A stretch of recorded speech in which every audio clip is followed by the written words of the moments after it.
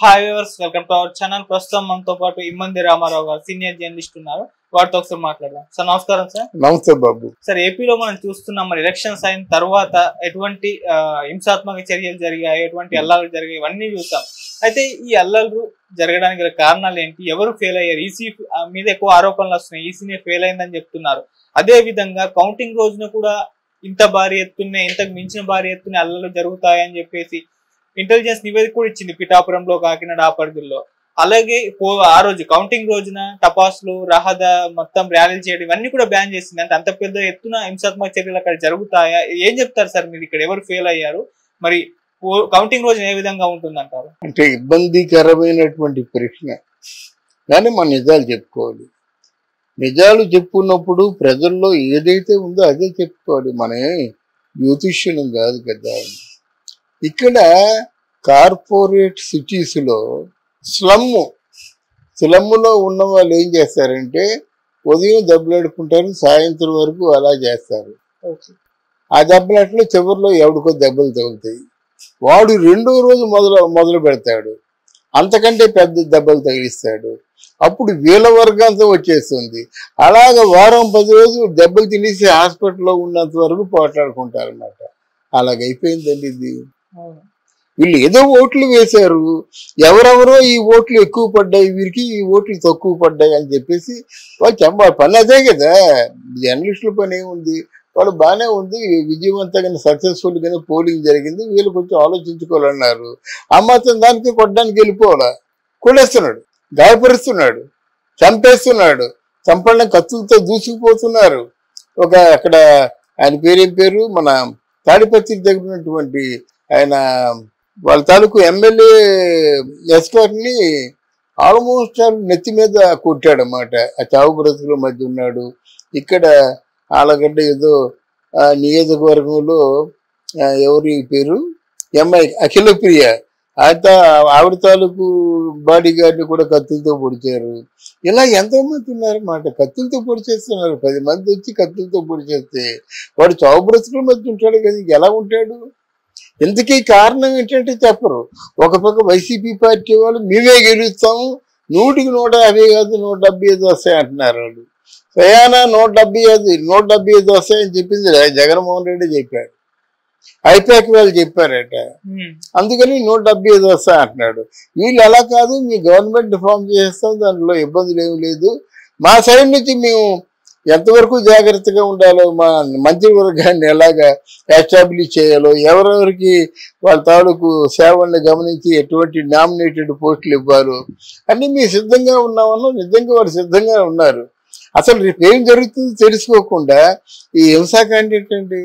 అసలు ఈవీఎంలు పగలగొట్టినా, బయట మనుషులను కత్తులతో పొడిచినా, లేదా చావుకు దగ్గరగా వెళ్ళి వాటి చావు బ్రతుకుల మధ్య విడిచిపెట్టినా, మరి ఎలక్షన్ కమిషన్ ఏం చేస్తుందండి? వాళ్ళ మీద సీరియస్గా యాక్షన్ తీసుకోవాలి కదా. అంటే మండిపడడం కాదు, ఎవరెవరైతే సంబంధిత బాధితులు ఉన్నారో, దానికి కారణభూతులు ఎవరైతే ఉన్నారో వాళ్ళ మీద యాక్షన్ తీసుకోవాలి. యాక్షన్ తీసుకోవాలంటే అరెస్ట్ చేయాలి. రేపు వాళ్ళ మీద యాక్షన్ తీసుకుపోయినట్టయితే కొన్ని లా అండ్ ఆర్డర్స్ ఉన్నాయి, ఆ law and orders must attend కదా. లా అండ్ ఆర్డర్స్ వాళ్ళు రిపోర్ట్ ఇస్తే వాళ్ళు యాక్షన్ తీసుకుంటారు. అది ప్రోటోకాల్. ఈ లా అండ్ ఆర్డర్స్ అంటే ఇక్కడ కొంచెం అవి జరిగింది, ఇలాగా మానవకాండ దమనకాండ జరిగింది, దీనికి కారకులు వీళ్ళు, చేసిన వాళ్ళు అని చెప్పినప్పుడు చేసిన వాళ్ళు పిలిపించి విచారిస్తారు. అది నిజమని తెలిసినట్టయితే పెట్టేస్తారు, జైల్లో పెడతారు ముందు. తర్వాత ఆడు నిజాలు నిరూపించుకొని జైలు పరిధిలో ఈ కేసు కొంచెం సడలించవచ్చు అని అనిపించుకున్న తర్వాత దానికి వాళ్ళ అంటే శ్రేయోభిలాషంలో ఉపయోగించుకుంటారో, వాళ్ళ పార్టీ పెద్దల్లో ఉపయోగించుకుంటారో, అప్పుడు విడిచిపెడతారు. అయితే జైల్లో ఉన్న 4 రోజులైనా సరే తప్పులు చేయకూడదు, నేరం చేస్తే ఇంతే శిక్ష, ఇంకొకసారి తప్పు చేయకూడదు అనేటువంటి పరిపక్వత వచ్చే అవకాశాలు ఉన్నాయి. కానీ ఎవరిని జైల్లో పెట్టడం లేదు. అలా జరిగింది ఇలా జరిగింది అంటున్నారు. అదిగో వస్తాడు మా జగన్ మళ్ళీ మామూలుగా మేము వచ్చిన ఫస్ట్ డే ఎవరైతే వాలంటీర్స్ ఉన్నారో వాళ్ళంటే వాలంటీర్స్ అందరికి కూడా ఎంప్లాయ్మెంట్ క్రియేట్ చేస్తాము అని మొదటి సంతకం అట. అంతకుముందు జాబులు ఇచ్చినట్టు అంటే వాలంటీర్లకి అసలు నీ సంతకమే లేదు కదా. ఇప్పుడు మొదటి సంతకం ఎలా పెడతావు? మినిమం శాలరీ 20,000 ఉంటుంది. 20,000కి శాలరీ పెడతావా? 20,000కి శాలరీ పెడితే నువ్వు బడ్జెట్ మీట్ అవ్వగలవా? ఇవన్నీ అందుకేం లేదు. అంటే మొదటి జనం తాలూకు మనుషుల్ని ప్రజల్ని మసిబూసి మారేడుకాయల్ని చేయడం. అప్పుడు మద్యపానాన్ని నిషేధిస్తాను, నిషేధిస్తేనే మీ దగ్గరికి ఓటు అడుగుతా అన్నాడు. నిషేధించాడా? పైగా ఒక 27 కోట్లు 27,000 కోట్లు ఎంతో కూడా మన అప్పున్న ప్రస్తుతానికి. తర్వాత ఎడ్యుకేషన్ చాలా బాగా డెవలప్ చేస్తా అన్నాడు. ఆ ఎడ్యుకేషన్ డెవలప్మెంట్ కాదు కదా, ఫారెన్ విద్య అనే దాన్ని ఆ పథకాన్ని తీసి పారేశాడు. ఫారెన్ విద్య అంటే ఒక్కొక్కరికి 10 లక్షల మినిమం అవుతుంది. ఆ పథకాన్ని తీసి పారేశాడు. అలా ఎలాగండి అన్నాడు. గవర్నమెంట్ స్కూల్స్ మొత్తం ఆంధ్రప్రదేశ్లో 4,000 స్కూల్స్ మూసేశారు.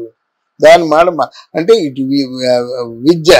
ఇక వైద్యం 9 మెడికల్ కాలేజీలకి శిలాఫలకాలు వేస్తాడు.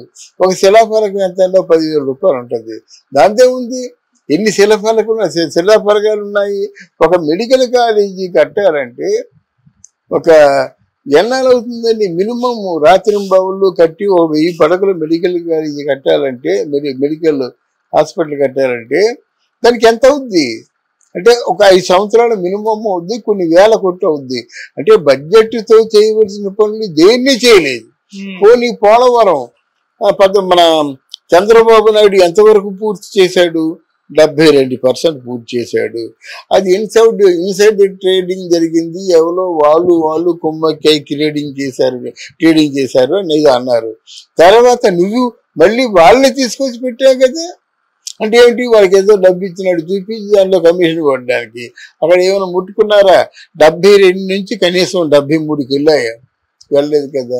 ఇన్ని విధాల ప్రజల్ని మసిబూసి మారేడుకాయ చేసినటువంటి వ్యక్తికి తిరిగి ఓట్లు వేస్తారా ఎవరైనా? ఓట్లు వేయకపోతే ఆ ప్రజల తాలూకు నేరమా? ఎవరో ఓట్లు వేయరండి, నమ్మకంగా ఉంటారు, నిజాయితీ పరులు ఉంటారు.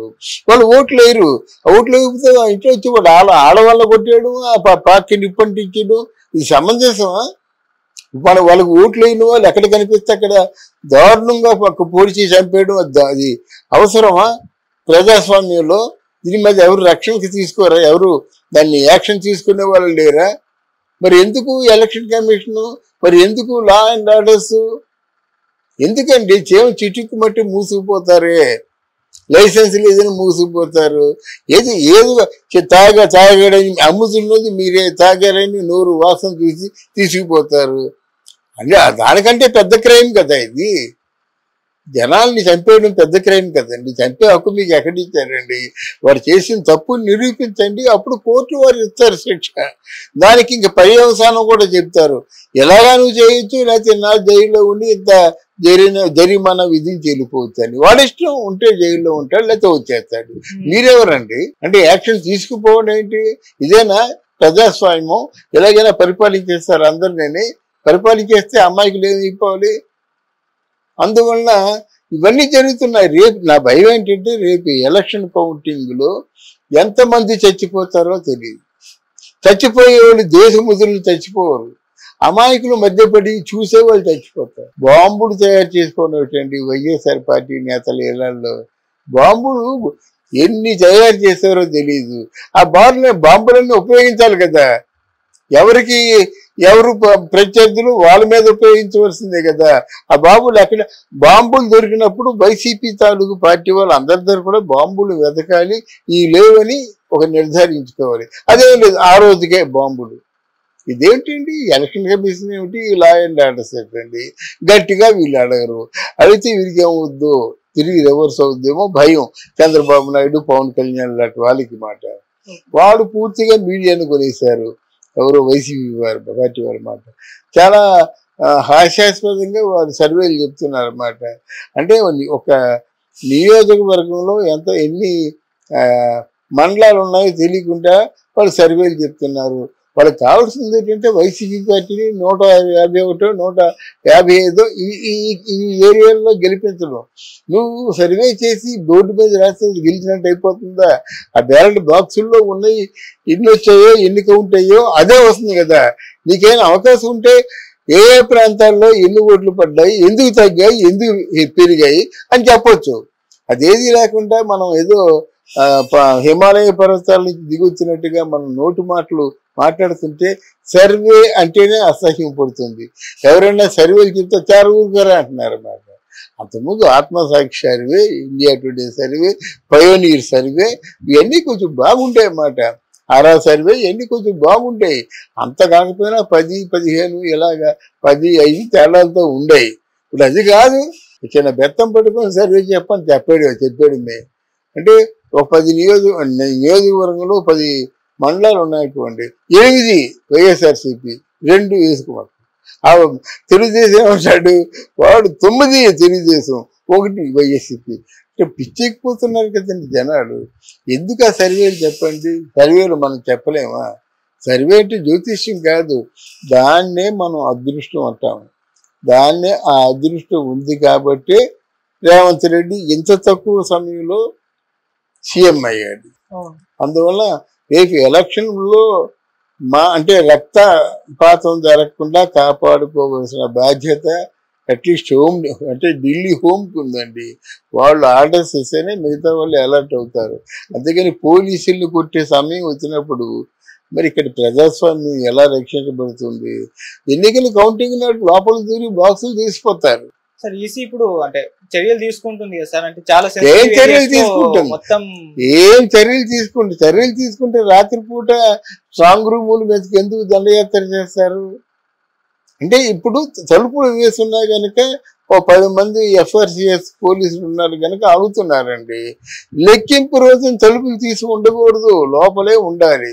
పొరపాటున వాళ్ళు ఏదో స్క్వాడ్ ఆఫీసర్స్ అని బాగా జరుగుతుందా లేదా అని చెక్ చేయడానికి వస్తారు. ఆ సమయం చాలు. ఆ తలుపు తీసే సమయంలో 100 మంది దిగిపోయారండి, మీరేం చేస్తారండి?